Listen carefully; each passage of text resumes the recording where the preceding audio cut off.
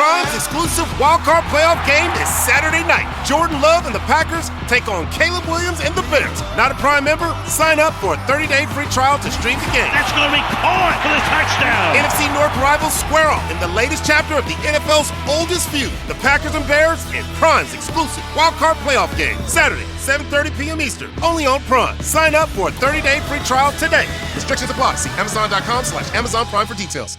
I had that dream again. My small business needs to hire, but I don't use LinkedIn, and I hire wrong. So then I'm doing IT, and when I go to plug the servers in, they become sentient, and they won't let us access our network unless we forward their chain emails and memes to more and more and more people, and then I wake up. Don't let hiring nightmares ruin your dreams. LinkedIn Jobs' new AI assistant finds and invites best fit candidates to apply, so you can discover talent you may have missed. Post your job for free at linkedin.com/quality. Start hiring today with LinkedIn. Año nuevo. Los mismos Extra Value Meals en McDonald's. Ahora te puedes llevar 2 snack wraps y papitas y una bebida mediana por solo $8. Solo por tiempo limitado. Precios y participación pueden variar. Los precios pueden ser más altos en Hawaii, Alaska y California y con entrega.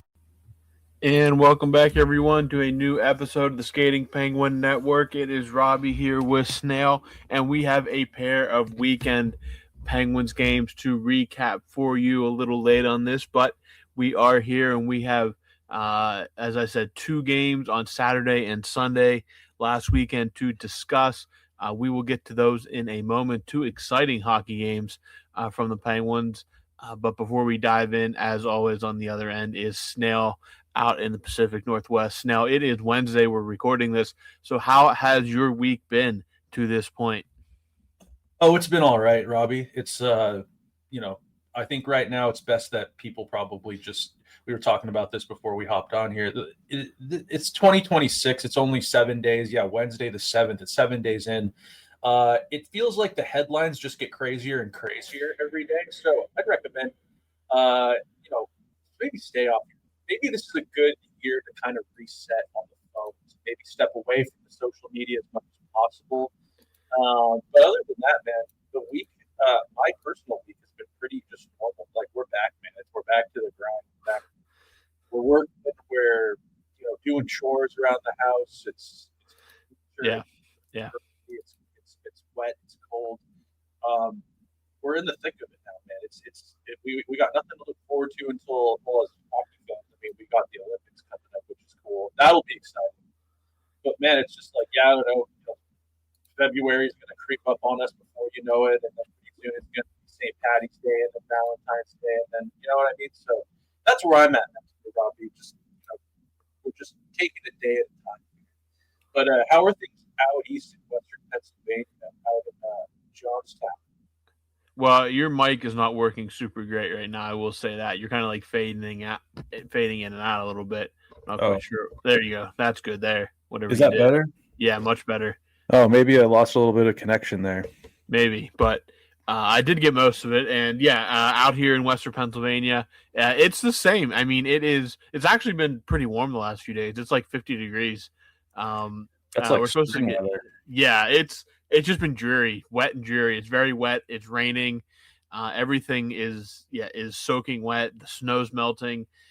It's just been after the holidays, there's just nothing really to look forward to until like spring. I mean, it is at least in this area and your area as well. I mean, we're kind of we have similar weather patterns. Kind of, I guess you are. I guess a little more in a wet zone, being right on the ocean. But I think you guys get it hotter and colder, and we get kind of more it's more mild all year. Yeah, like, you guys get more of the not big ups and downs. Yeah, you get more of the precipitation though, and it's just been bleak, like you said. Like, went back to work last Friday, but that felt like a mail it in kind of day. Like now you're really back into the midst of.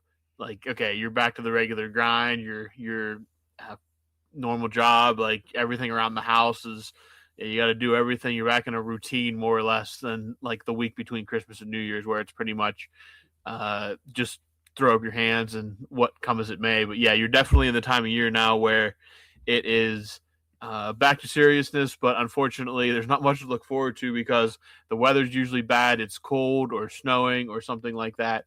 And you just got to make do. There's not much sunshine So you kind of just enjoy what you can, get out of it what you can, find a hobby inside where you can sit by a heater or something. But it's definitely a not the best time of year, at least from an excitement standpoint. But this is an Olympic year, obviously. The Olympics are, I think, exactly a month away. I think it's 4 weeks technically on Friday. They build that rink yet? They say it's going to be ready. I don't know how it's going to work, but they say it's going to be ready. Typical contractors. They say, "Don't you worry, you'll be moved in exactly when you need to be moved in." Yeah. We'll see. I mean, everything points to them being ready. The rosters are out. Most of them. There's a couple that are still trickling out. I know Germany and Switzerland released theirs today. Their full rosters, but we know that there's a couple. Artur Shilov, since the last time we recorded, he will be one of the Latvian goalies, so he is heading over as well. I think he is, based on what's left, I think he's probably the last of the Penguins to go, unless there would be an injury replacement somewhere along the line. But the Penguins were back in action again this weekend, and they had a doubleheader, and they were both weekend afternoon games, which is genuinely a bad recipe for the Penguins. They don't seem to get up for these games. The game one on Saturday was in Detroit, and I am going to pause because one thing just hit my head. Pittsburgh has had a pretty good week. We had the Steelers. Dude, let's talk about that game, because I watched that game in a completely chaotic, just a completely chaotic Sunday night football game to win the division and clinch a playoff spot over the Baltimore Ravens. That the emotions in Pittsburgh, the collective heartbeat of Pittsburgh, had to have been around 180, 200 from 8:30 Sunday night until about midnight. Just a bananas football game. A missed extra point followed by a missed field goal by the Ravens. Does it in for the Steelers. They get the last playoff spot. Harbaugh fired then, within 24 hours. Yeah, the Ravens then fired their head coach about 2 days later, and everything was there was just so many emotions going through everybody that night. I don't even know what to think. I still don't know. I'm still baffled about how it all played out. But Robbie, let's walk this back a little bit, because I'm sure this is a Pittsburgh podcast. It is a Penguins hockey podcast. It's a Pittsburgh one. So I'm sure that there's some listeners out there that watched every snap of that game.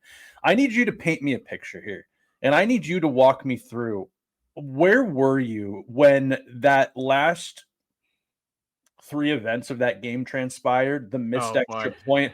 Were you standing up? Were you sitting down? Were you on your couch? Were you in your car listening to it on the radio? Were you at a bar? No, I was in my house, in my office room where my TV is, and I was rotating between standing up and sitting down. Were you alone? Yeah, I was. Okay. So when you're alone, your behaviors become even a little bit more unhinged, because you're not being. Yeah. It was just more or less it started out not great. It's over. They're not gonna make it to. They're barely gonna make it to halftime. They're still in it. They're leading. Then they can't get a stop, and then they take the lead late, but they gave them a lot of time, and then the missed extra point. So that happens, and then they don't get him on 4th down. They get into field goal range. What were you doing when what's the quarterback for the Ravens? Lamar Jackson. What were you doing when Lamar Jackson was just moving the chains? Perfect, just little pocket passes, and they were working their way down the field. I thought they might have even tried to just go for a touchdown. What were you doing watching that? Were you sitting there just going, it's over this year? Yeah, I mean, it was just typical. I was just saying it's typical. This is how it's going to end. They're going to get it. They're going to get points, and it's going to be over, and the Steelers are going to lose. They get into field goal range, and they set it up. And I actually had the remote in my hand. I was going to, as soon as the kick went through the uprights, I was going to click it off. I wasn't watching the celebration. I wasn't doing any of that. And he lined up to kick it, and I'm just like, I mean, maybe he misses, and he did. By a lot.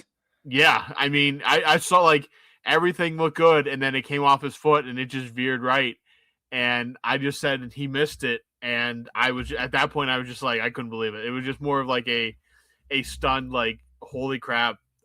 They somehow some way pulled that out.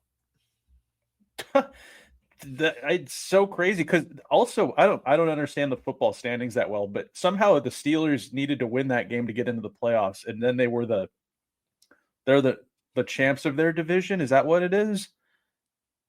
Were they? Yeah. Were they so like... they won their division, and they host the Houston Texans on Monday night in the first round of the playoffs. So yeah, I mean, crazy. Yeah, so did Baltimore? Were they going to make the playoffs though if they won? Yeah, it was basically that kick was to. It was a playoff game then. Yeah, it was an extra playoff game, is what it was. It was whoever won that game was going to the playoffs, and that kick was to decide the last playoff spot in the playoffs. And somehow, some way, the Steelers, whatever devil magic they were using, whatever Etsy witch they called. Rodgers ayahuasca witch. Yeah, knowing Aaron Rodgers, he definitely had some kind of he was definitely doing some seances like the entire week to work that magic up. But in the end, they win, and Pittsburgh for at least a week is happy. We'll see how it is next Tuesday, but for now, we will enjoy the victory over Baltimore and get ready for a playoff game.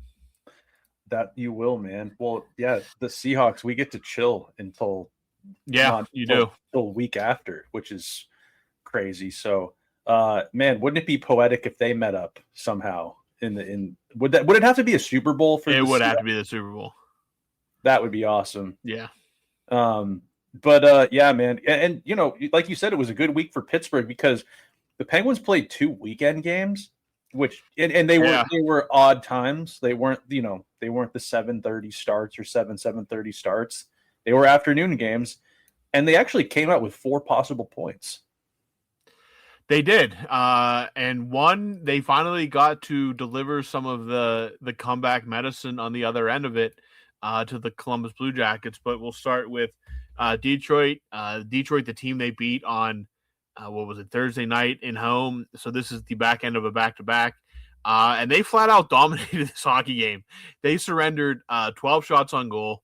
The Penguins had 31 themselves. Yegor Chinakhov got his first as a Penguin on a beautiful stretch pass by Ben Kindle to spring him. Brian Russ gets the scoring started.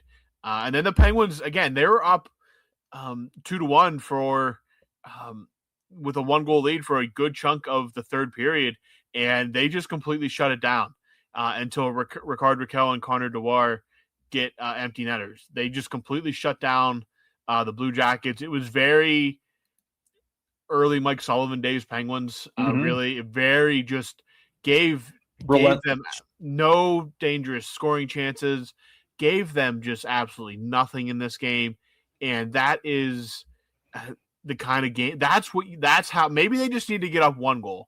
Maybe they just need to get up 1 goal and they can turn on the device or whatever device they're using to put the clamps on the opposition. Maybe they don't need a big comfy lead. Maybe they just need to get a small lead because they just completely took a very good Red Wings team out of this hockey game and completely dominated them. Even after Detroit scored to make it a close game, they just see it out, 2 empty netters to make it 4-1. Stuart Skinner, I mean, he didn't face much, but he stopped the shots that came at him. He stopped 11 of 12, and that's really in a game like that when your defense is playing like that. The goalie, it's not a hard night, but you just got to make sure you're making the stops when they come your way, and he did that. And thankfully, they make it 4 in a row with this win, a very nice road win. Yeah, man, that was textbook. And 12 shots surrendered, like that's a tough look for the Red Wings, who they're no lock to make the playoffs, man. That was I don't know. It was nice to see another team on the end of that. You know what I mean? Like on the end of little early Sullivan era type hockey, relentless, not giving up a whole lot. You got a goalie who's kicking and making the saves that he needs to save. You know, like there wasn't ever a moment of shakiness in Stewart's game. Just a confident, good win that kind of left you feeling good and optimistic for once after the game was over. Good to see Chinikov get a goal there. Brian Rust continues to produce. That guy is so good. Is Rust now one of those like most like underrated best players kind of guy that there's conversations about every year?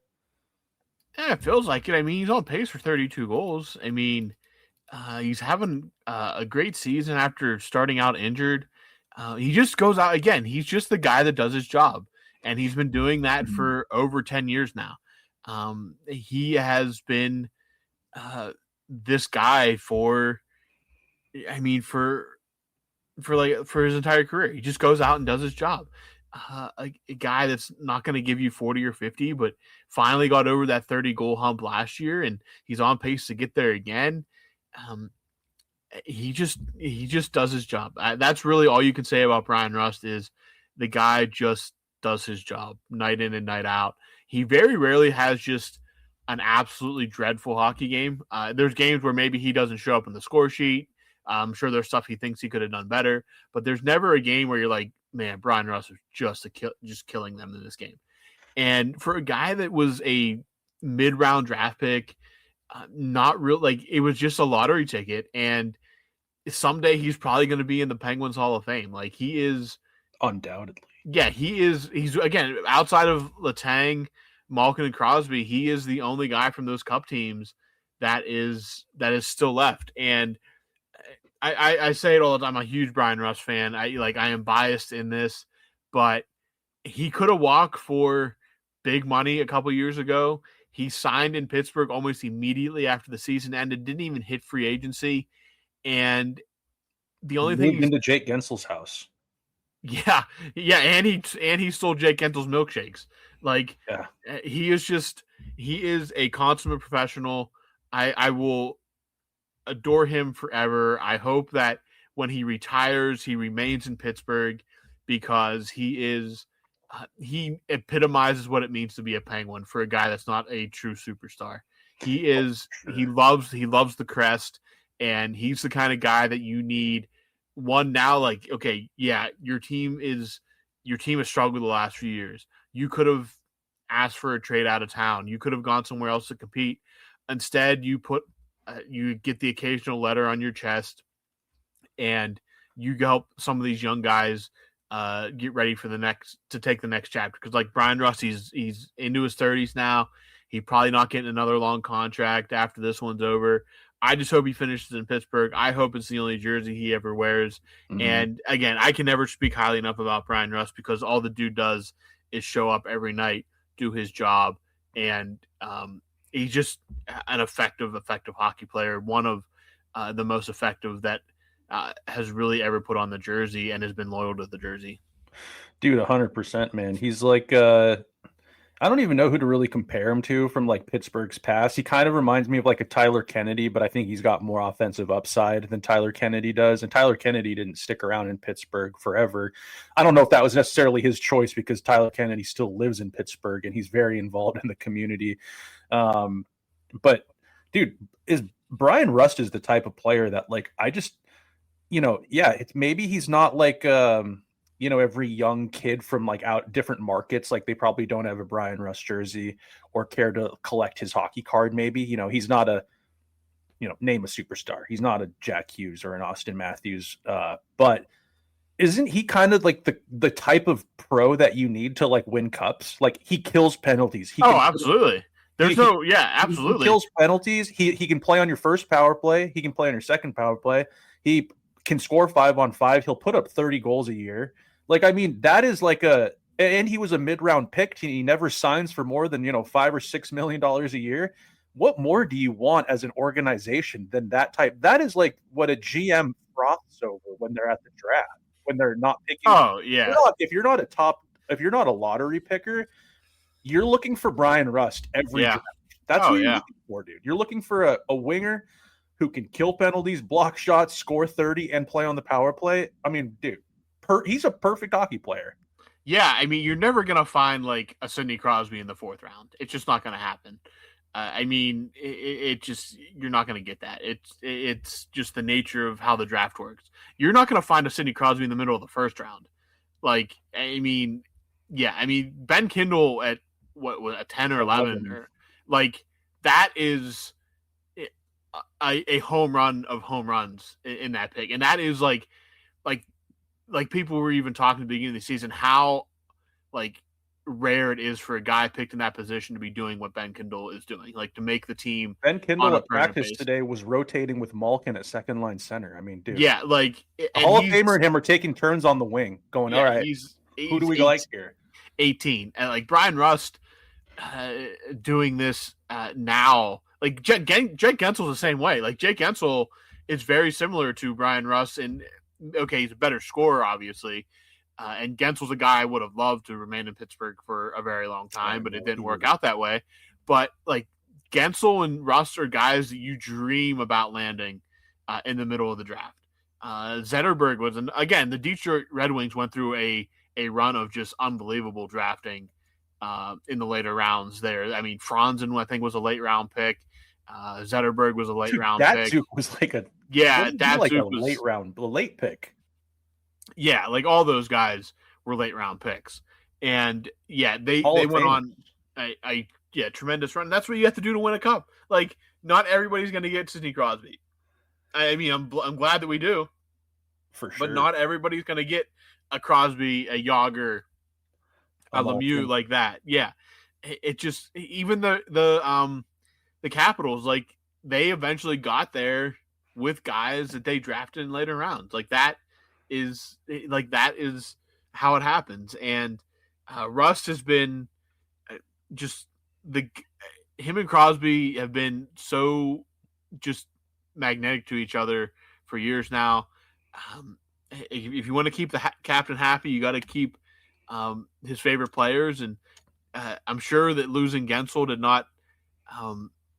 not sit well with Crosby at first, but hey, he still has Brian Rust. Brian Rust is still performing at an insane level for year 10 or 11 that he's in now. And I mean, I don't know what to say. Like everything he does, like I shouldn't be surprised anymore, but every season, you're kind of waiting for it to tail off, and he just goes out there and he's on pace for another 30-plus goal season, career highs, and just he goes out there and does it, man. And I love him for it. He's 33, so yeah, he's probably not going to sign. He only has 2. Yeah, and he has 2 years left on this deal after this. So you're looking at 35. Is that him and Sid synced up, kind of on the same contract length? No, because Crosby can sign a new contract. Crosby actually has one last year. Does he? Did he sign that contract last year? Yeah, last September. So he had 1 year left on his deal, then he re-upped for 2 more? Yeah, and this is year 1 of that. And this is year 1, so next year he'll be okay, so and then Rust has 2. Okay, yeah. So theoretically, Crosby on July 1st, Crosby could sign an extension to his current deal. Sheesh. Well, he's Crazy. One of those guys, yeah, he's just like he's good for the community. I think he's a great player. Like he'll be beloved in Pittsburgh forever. He'll probably stick around. I hope so. I definitely hope so. But yeah. But yeah, the Penguins get a win in Detroit, a big win. This is 4 in a row at this point. Coming out of here, Saturday afternoon game on the road. Don't usually work out well for the Penguins, but in this case, it does work out well for the Penguins, and they get a 4-1 win, and then they carry that into Sunday on the road. Have to travel not far from Detroit to Columbus, but they do travel for another afternoon game. This one was at 3:00 Eastern time, and man, this one started off fantastic for the Penguins. Ville Koivunen, only a minute 50 in, gets on the score sheet after being back in the lineup. He needed that one bad. Yeah, Benny Kindle gets an assist. Jack St. Ivany gets an assist. And, man, I'm feeling really good as this one's starting. But then things kind of fell apart for the Penguins a little bit. They give up 4 unanswered. And it went 4-1 early in the second, and I'll be honest, I wasn't feeling great about where the Penguins were at this point. No way, man. It went downhill quick. Dmitry Voronkov. I think I thought the Penguins were getting this guy, by the way, when we got Chinnikov. I thought they were getting the mean Russian, but we got Chinnikov. He scored his 15th. Mason Marchment, who was in Seattle, I feel like a week ago, and now he's in Columbus. Kirill Marchenko, who's going to be a superstar one day. Zach Werenski, an Olympian superstar, just stud defenseman. I mean, Robbie, I was like, you can't win them all, right? Good little winning streak. It'll be tough to come back from this. But the Penguins, I don't know, never say die, because on the power play, Tommy Novak, he gets on the board. And I was talking with Robbie about this before we hopped on. Penguins utilizing that bumper position, which I've always wondered why they don't use that more often. They've got the right players for that kind of like little system on the power play. Like you've got Rust and I wouldn't think of Novak being that guy, but he's got offensive upside. He gets his 8th on the power play. Yeah. And then a similar play just mirrored on the opposite side.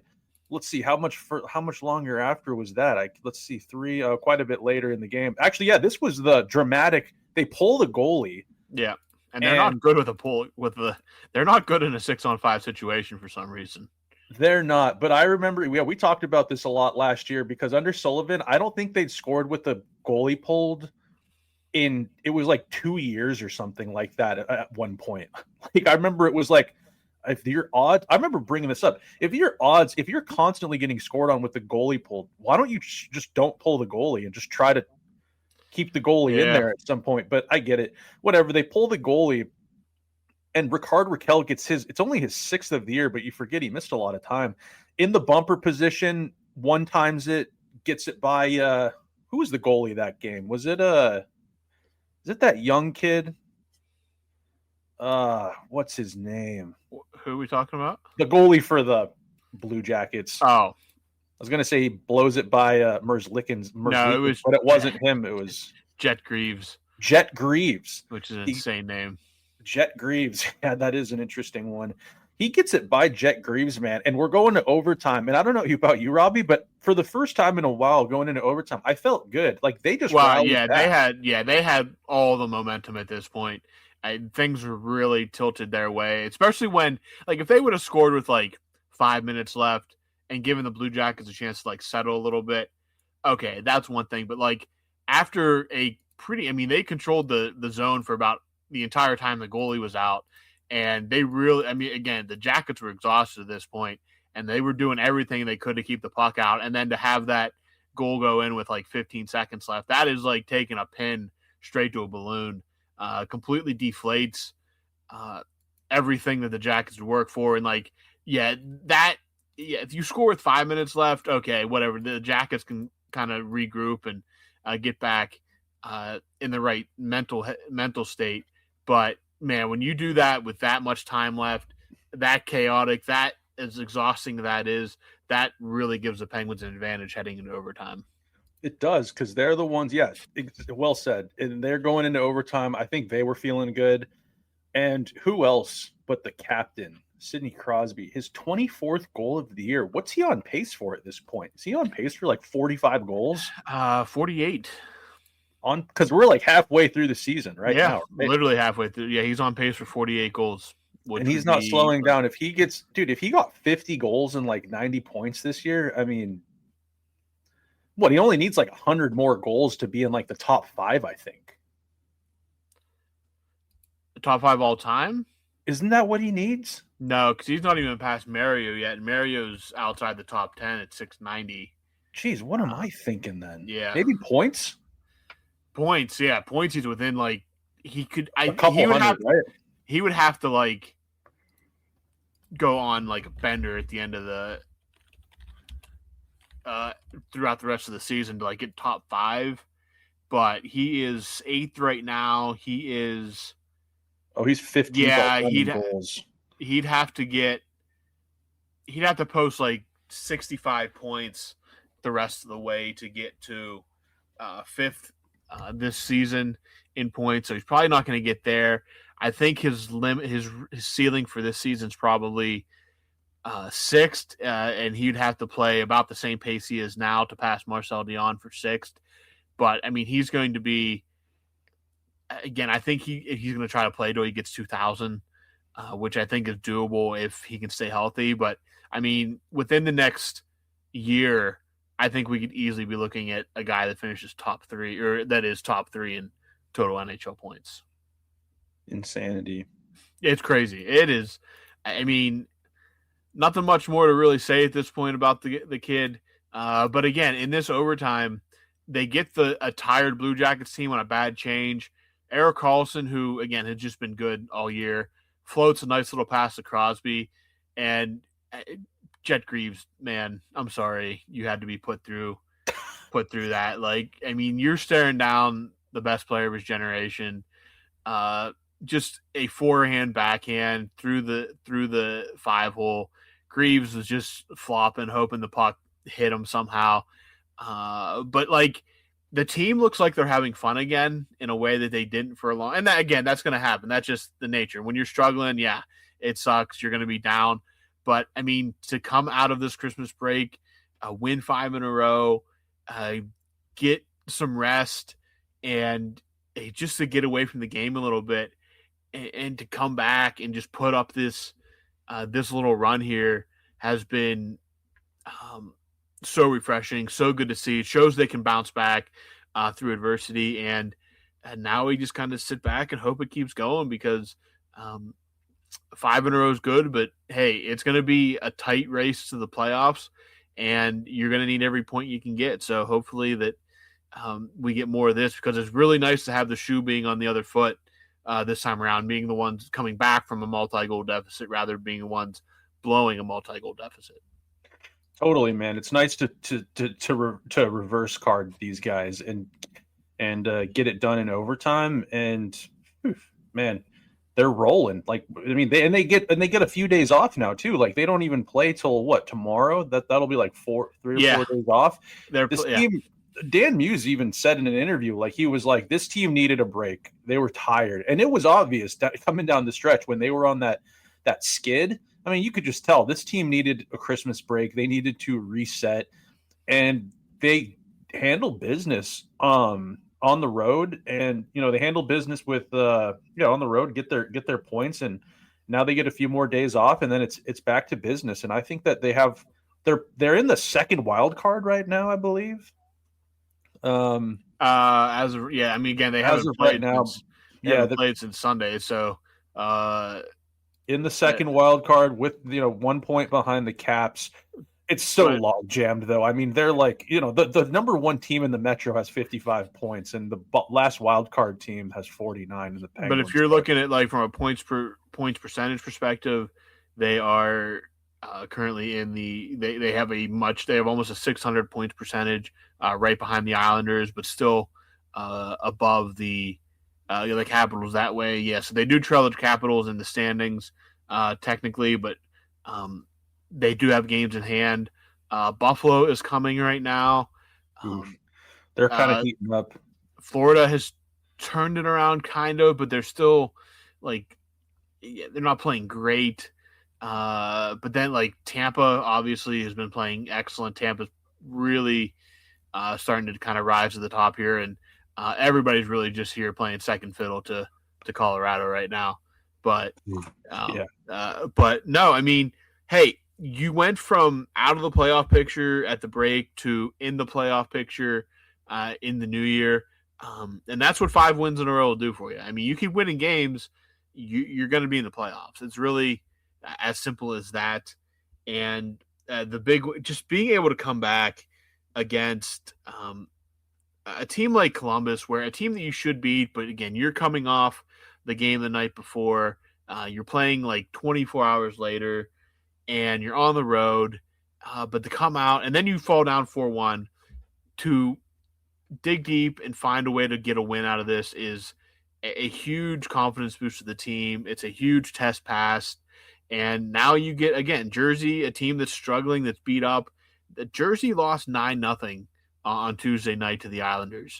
Dude, That is crazy. And they only gave up 24 shots. Jacob Markstrom was in goal for all 9 goals against. I don't know exactly what was going on there, but a team that is reeling a little bit, and you can really come out there in this game now and find a way to make a statement against a team like Jersey that is going to be in this mix with you the rest of the season. So big chance to make a statement. You're back at home. 5 of your next 6 are at home. And you have a couple tough games coming up. You have Boston on the docket, and Boston again, not a great team, but a team that gives them trouble to play against. Yeah, it gives them trouble, especially in Boston. They never play well in Boston for some reason. Like I said, you have Tampa in there. Jersey always gives you trouble. You do have Calgary, again, a team you should beat. And then you have the Flyers, a team that is above you in the standings currently and has a better record than you, but a chance, again, to make a statement at home. You get them on your ice coming up here. So, yeah, you have it's not I wouldn't call it a complete homestand because you have the Boston away game sandwiched in there, but 5 of your next 6 are at home, and then you have a long road trip. So you got to take advantage of these games. We said that in December when they had those home games, and they didn't. So now's a chance to make up for it. Go out there, get a couple more wins, and keep stacking points because going into the Olympic break in a playoff position, I think, is of utmost importance for the confidence of this team and to kind of set them up well for what will be the final stretch run when they get back at the end of February. 100%, Robbie. I mean, the schedule, I remember like last time we got on, for some reason I had the idea that they had this like crazy schedule. These are winnable games, man. Oh, and yeah. They're showing resilience. Their goaltending's there. Their defense is there. Their penalty kill, power play, everything's kind of working right now. They've gotten out of that slump that they were in. And they, like we just touched on, they've had a few days off, so they've had some time to rest and reset. We're getting Gino Malkin back for Thursday, I believe. Sounds like it. Rucker McGroarty, though, is on the IR with a concussion, so unfortunate there. But, yeah, it does sound like – he could maybe use a little rest, too. Yeah. But, Malkin is – like, you're playing this well without Malkin. You got Lizotte back. Now get the big Russian bear back in there. Things are trending in a very good direction for the Penguins here as they get ready to head through January here. They're going to reunite that line of of Malkin, Brazo, and Mantha that was torching the NHL for like, 2 weeks? It was like, I mean, until Malkin went down, like that line was just killing opposing teams. It's just so hard to play against that much size. That not only that size, but that skill as well. That ego, that swagger. Yeah, and when they're clicking like that, it's really, really tough to stop a line like that. And it's assuming Malkin's healthy. Hopefully, it sounds like he is. It sounds like it was kind of a freak injury. He woke up like the day after, I think it was a Dallas game. He said his shoulder just hurt and it would not go away, and it just kind of put him on the shelf. But now he's coming back. He's talking. He seems as happy as he's been in a long time. So come out and then hopefully get that contract printed on the Xerox, Kyle. And I want to dangle the carrot a little bit longer. You need to keep him really motivated until maybe get close to the trade deadline, and then and just I don't know. Keep him hungry because this is a Gino we haven't seen in a long time. Maybe it was just time with the coach, man. Maybe it was just, they had a good relationship, him and Sullivan, but maybe it was just time because he looks like he's having a lot of fun out there. And I mean, I was saying, Robbie, it's like Ben Kindle as your third line center is just did we think we'd be saying what a luxury this is that he's like your third line center at this part of the point of the season when they drafted him? No. Yeah. It's going to be absolutely, it's just wild to think that this is where we're at with Ben Kindle and he is barely 18. Like, it is just wild to think that this, like a year ago, we didn't even know who he was. I literally had no idea. No idea who Ben Kindle was. Like, maybe they'll get Michael Misa. Yeah, like we had no idea who Ben Kindle was, and now we are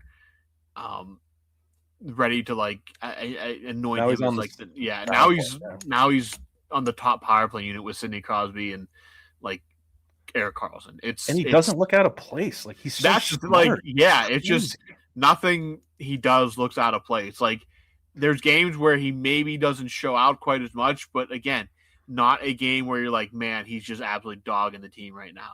Insane. Just insane. Yeah, he works well with whoever he plays with, which is another testament to his skill. It doesn't seem to matter who he lines up against, whether he's a center or a wing. He just makes everybody around him better, and that is a huge compliment. And I love it.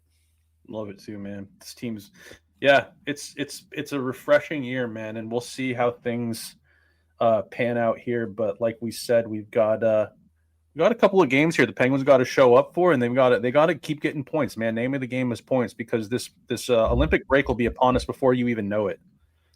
And let's hope they finish up strong here.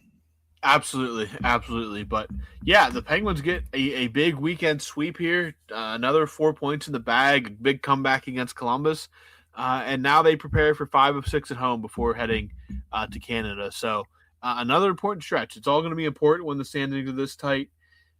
But hey, it's just fun to be in this position after the last few years of being suffering through watching Penguins. Like it was just it was hard to watch. Yeah, especially last season. Like it was not enjoyable. Like this season, even in the games that are not wins, it's like okay, there's something here. And then they are going out and winning as well, which makes it doubly as fun. So, Snail, I don't really have anything else. I don't know what you have. I got before we sign off here, just one thing. Yeah, I looked this up. Sidney Crosby has 649 career goals as of Wednesday the 7th.